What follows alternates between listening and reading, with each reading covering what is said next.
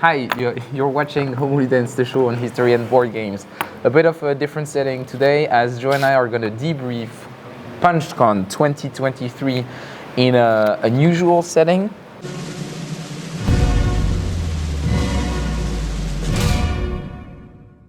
It looks a bit post-apocalyptic now that everyone left.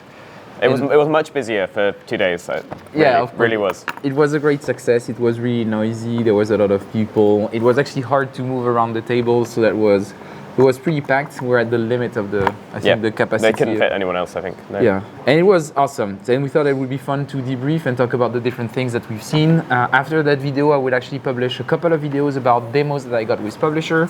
So coming up would be a demo of Port Arthur, that is an upcoming game from Nuts Publishing, and a demo of 1920, that is an upcoming game of Phalanx.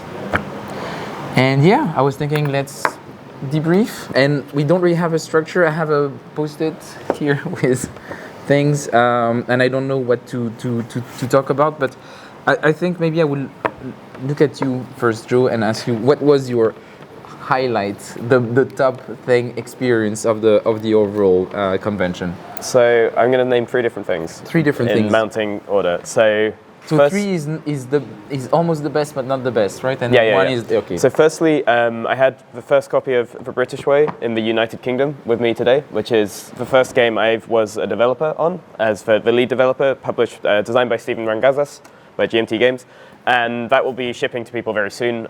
We were told actually by Second Chance Games that they have them now in the warehouse, so they're going out pretty soon. Oh, that's awesome! I wasn't aware that they already had it. Yeah, so they're just ready to go out now in the UK. And I just had this on the table. I played it on Friday, just showed it to somebody, and I was playing just now with Peter Evans, one of the playtesters, who's here as well. He's wandering around, he might appear at some point. Yeah. But I also just had it by me on the table, and loads of people were coming over to take a look, really interested, saying they're really looking forward to it, taking a look through. And loads of them as well had parents, granddad or something, who was in one of the conflicts, which was really interesting. We're here in Britain, lots of people here with family connections. So yeah, that was just exciting to know that people are looking forward to it. I thought it was really great to have people coming up, exactly as you said, and talking about their own family experience and how it related and how it was a way for them to also explore that family history.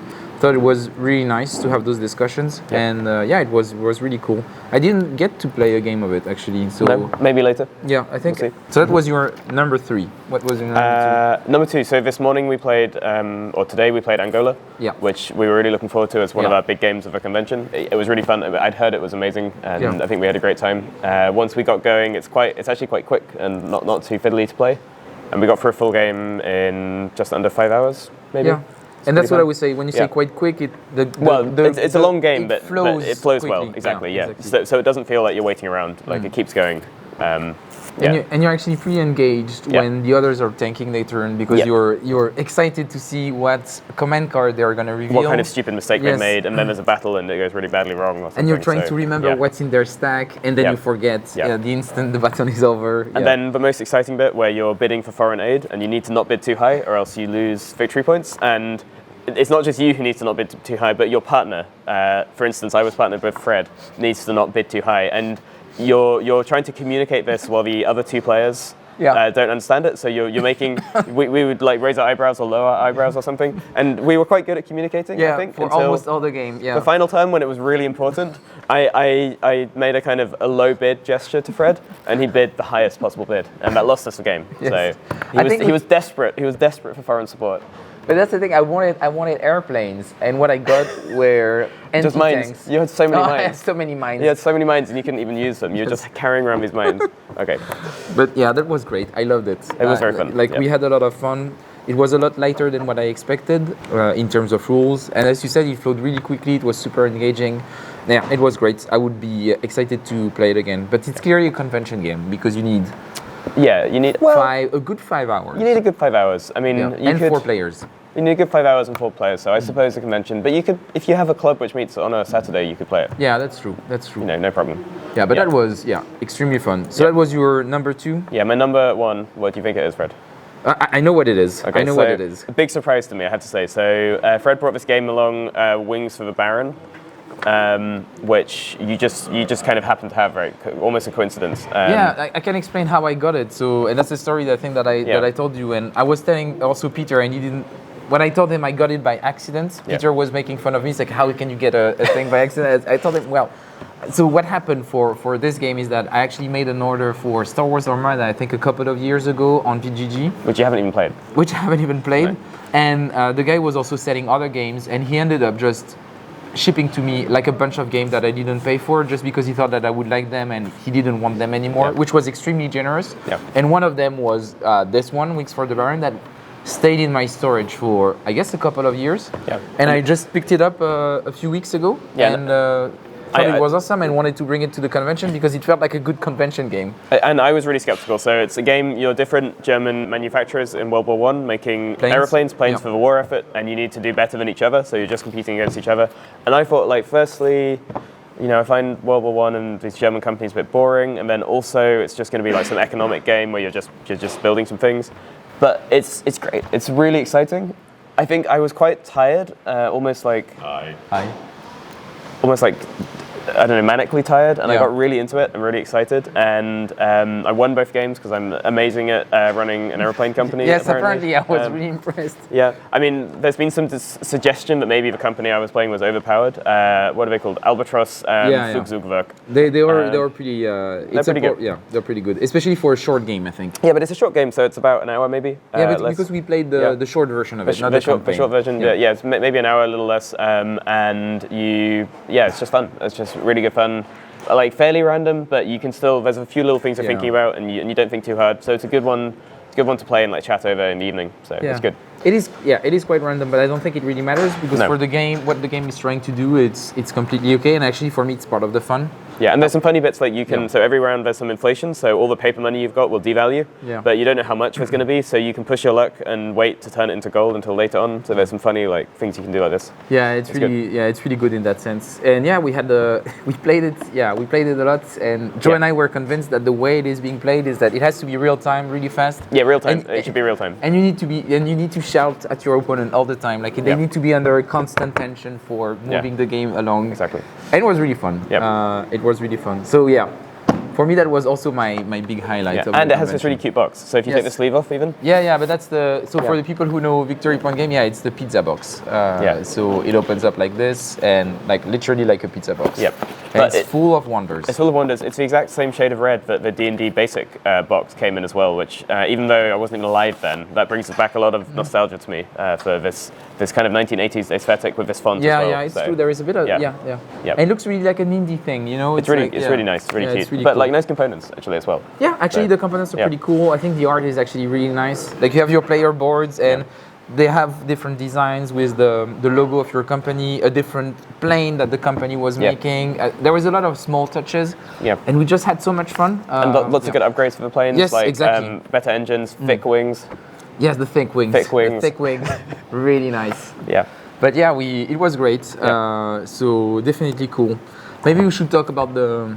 Well, what's this you're fiddling with, Fred? Oh yeah, I haven't talked about it on the channel actually. Yeah, you're right. So one of the things that was fun about the convention was that I actually made a freebie for the convention. So it was a small design called a very civil WHIST. This is the board, and then next to it you actually have rules, and there are counters here normally, but I already cut them off. And then you can play on that board with a standard deck of cards. The art was done by Donald, so the art is pretty amazing. Donald Hegarty. Yeah, Donald Hegarty. A very good wargame artist.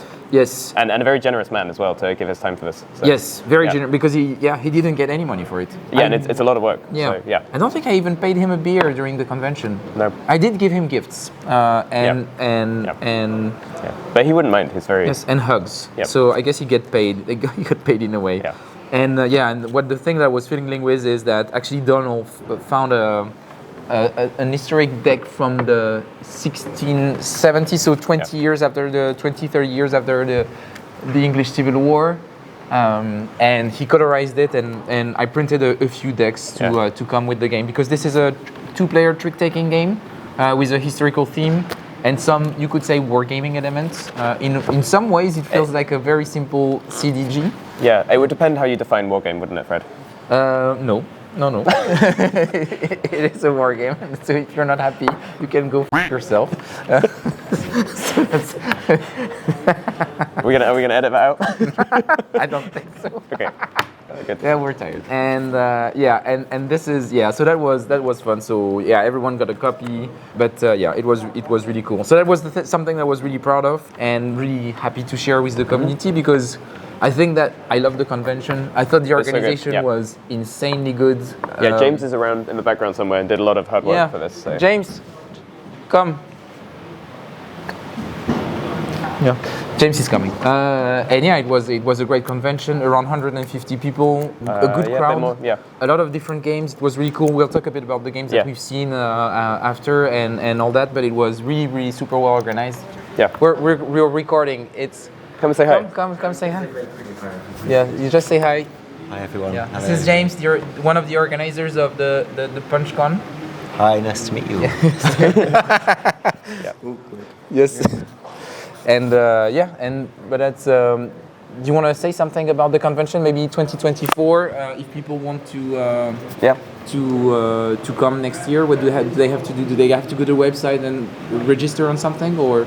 If you go to punchcon.com, you can sign up to newsletters or follow Cardboard Emperors, which is my Twitter tag, and there'll be updates on there, or Second Chance Games. Yeah, we're going to run it again next year in the same venue probably, so tickets go quickly, so keep a lookout.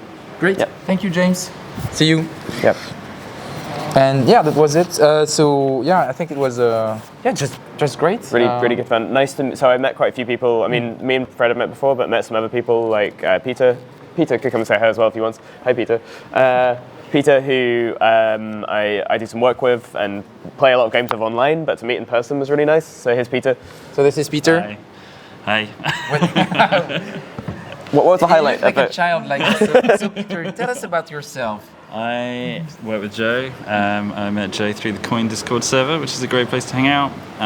And yeah, played most of the stuff that I've been here with these two. Yeah. What was your highlight? I really like Wings for the band. It was so good. It was so good, wasn't it? It was so good. Even though your faction was overpowered. No, I'm just very good at building planes. planes. Victory points for taking a very victory point heavy action, which you need to take a lot. What, banking? Yeah, banking. Your mistake was just not banking enough. Yeah, I had this, I think it was lame ass research. It was overpowered. Yeah. It was OP. We'll play again later, and one of you two can play it. Okay. Yeah, and then Angola as well was really cool. There was a big fight for Luanda, which the good guys won, which was me as the communists. So that I mean, Peter was playing the good guys, I think. Yeah, so. With Luke as well. So that was cool. But yeah, it's been really great. Cool.